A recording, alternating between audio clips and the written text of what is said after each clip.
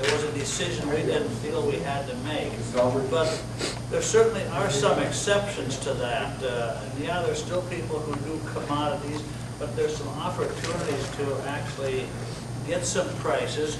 And if you're an agricultural producer, a high price is better than a low price. So we have situations. I'm not sure how they established that price, $50,000 for the opportunity to shoot buffalo, and that's not covered in this class. How that got established, because I'm going to have to say I really don't know how that got established. But for a lot of situations, my dad was a dairy farmer, and we sell milk, and that was pretty much what was the premium would set the price for it. But when he sold breeding stock, he had registered Holstein, so he had to set his own price. So there had to be some ways of doing it. When I started farming, I had some corn, and I decided that I wanted to get a price set in August rather than wait until see what it was like in October. So I had to have a way of determining what's a good price to lock in for contract purposes. So we have some other situations where, maybe we have to think in terms of prices because there's prices available. We say, well, I'm going to lose money at that price. I think we'll hope for a price goes up a little bit more. And there's other techniques that people use. I'm not going to cover all of them because I think I've been given about 15 minutes here to talk about pricing. So I'm going to just kind of do the one analysis that we use, and that is how do we determine a cost plus pricing? And that's the one I'm going to use. We're actually pricing a product, and I tell people in my entrepreneurship class that there's some other things you need to consider because all of these numbers are going to be just a basis for a judgment call. And so that's what I want to do. You've all got the sheets. I'm going to see where we're at here.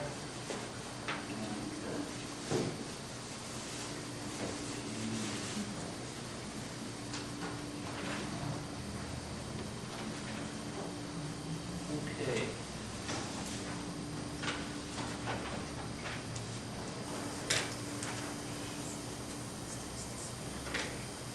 What we're going to do here is determine the price. And this example here, and this is one of many examples, and we could use this for June berries, we could use this for straw, we could use it for any product that we want.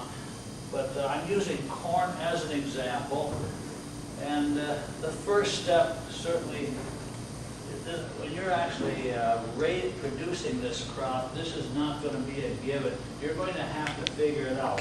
Rent, of course, you probably know how much the rent is going to be per acre, so there isn't a whole lot of calculation that's going to go into this one right here. The other one, seed corn, normally we say I get a bag of seed corn for such and such a price. It's going to go to so many acres, so I can calculate how much my seed corn price is per acre. Fertilizer, the same thing. Herbicide, the same thing. The custom harvest people, they set their price using some of the same techniques that I'm going to use here, and they came up with, say, well, I've got to have $60 an acre before I'm going to go in there with my combine and harvest it for you. Depreciation on equipment, we might have tractor, a corn planter, cultivator, some tillage equipment, some wagons, elevators, maybe some storage buildings. So we've got to depreciate all of that stuff over a period of time. We don't pay cash for that depreciation, but if we own it and we have bought it, we do have to count that as part of our cost because that's a cost we want to recover when we sell this corn. So what we do here is we will figure out what our total cost per acre are. Our expected yield is going to be 140 bushels per acre. So what we're going to do here is try to determine what price per bushel we ought to pull the trigger and say, I heard on the radio that this price is what it's going for today. Should I go ahead and contract that price with my elevator, buy futures, whatever technique I want to use to lock in a price. This is how I determine what price I want to use.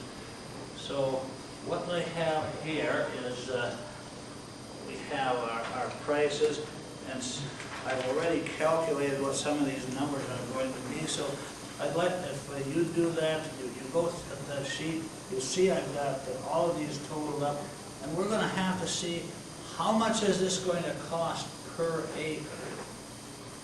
So I've totaled all of those up, and I have done this ahead of time, so I'm going to be able to get over here, and this is going to be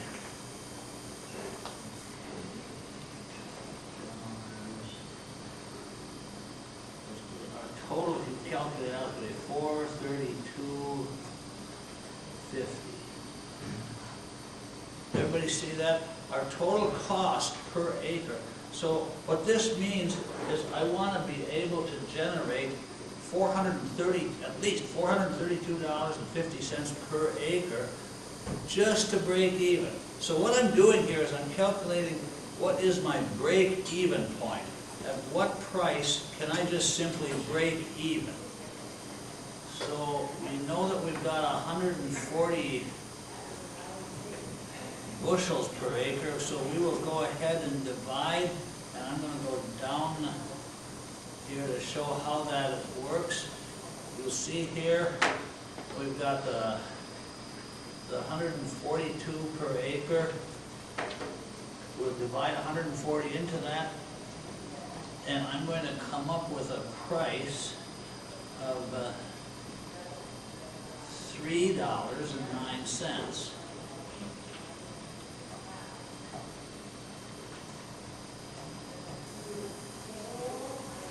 At that price, I'm not making a profit.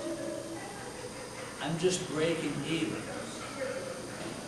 And if all I'm hoping to do is to say, well, you know, I'm going to get my labor out of this at $52.50 an hour, and I'm going to be satisfied with that, and I see the price at $3.09, I can lock it in.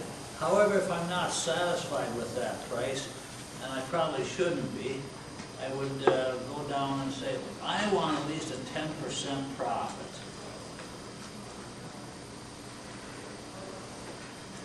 So if I want a 10% profit, I'll just take and multiply that 309, and I gotta correct that down here, it's a 3. If you got that on your sheet, it should be a 3.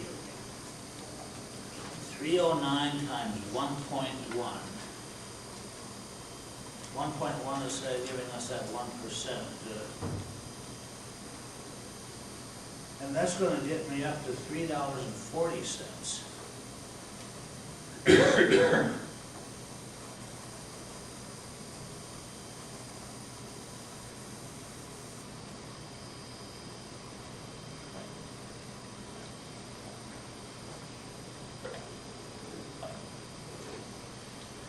Now, if I think, wait a minute, I'd like to have at least a 20% profit, then I need to do something like this. I go down here, and you'll see, I'll take that and multiply it by 1.2, and that's going to generate for me a 20% profit.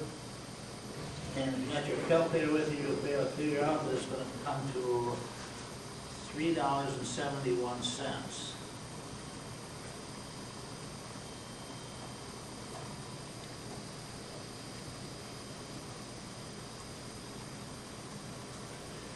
So this is what we would come up with here on these various scenarios. I've got a total of 432. We've come up with, this is how we can come up with, I call this a cost plus pricing.